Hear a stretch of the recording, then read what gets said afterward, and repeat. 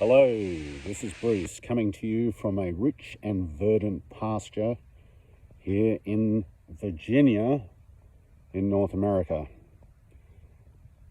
You may be forgiven for thinking that Virginia gets its name for this virgin land, as it were, but no, it actually has an historical basis, named for the Virgin Queen, Elizabeth I, who was on the throne in 1600 when the first colonists were sent out to form the British colony of Virginia.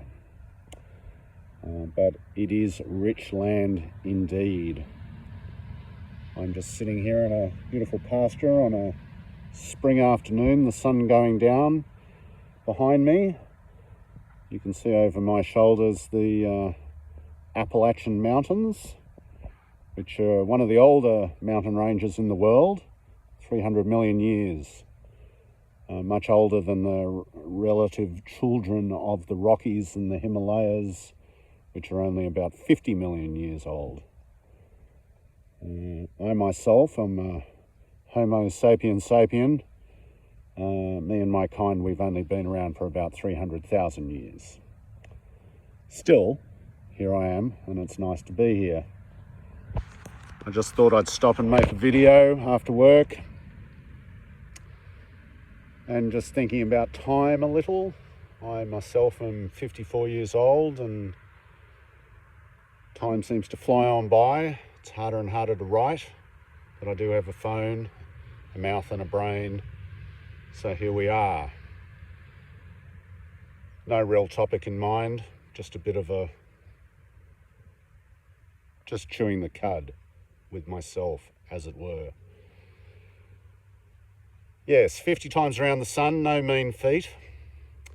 I often like to extrapolate that by 20 and think that if I could go back in time that far, it would be the time of Christ and the Romans, which would have been a particularly interesting time to have been around.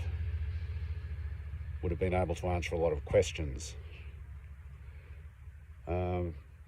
But here I am with 300 million year old mountains behind me, sitting on a planet that is 5 billion years old, in a galaxy that is 15 billion years old, which alone has millions upon millions of suns and stars, and is just one of billions of other galaxies that we know of in the universe. Of course, we are limited by our current knowledge in terms of light and telescopes, but certainly there are much more out there, which makes me feel very much like a superfluous bauble floating here in space, a speck, as it were. Still, I'm here. I don't know why I'm here. I can't explain it. I always go back to the Socratic maxim, which is fundamental to my life. Socrates, of course, was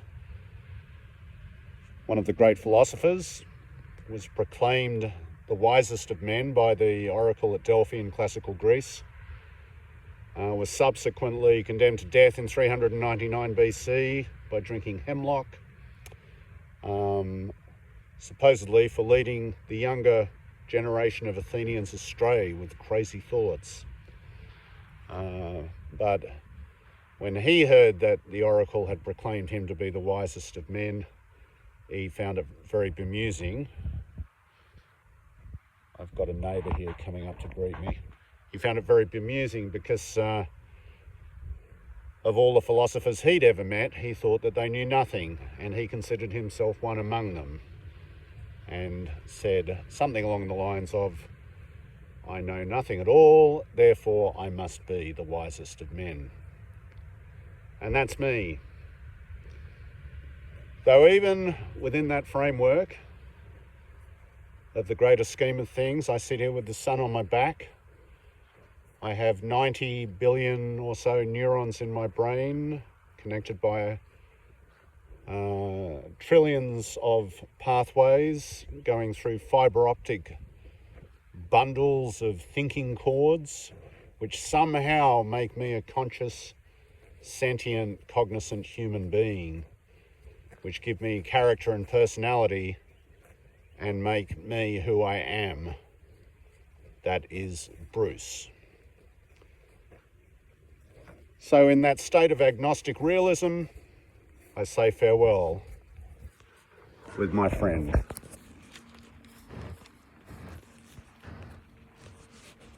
Goodbye.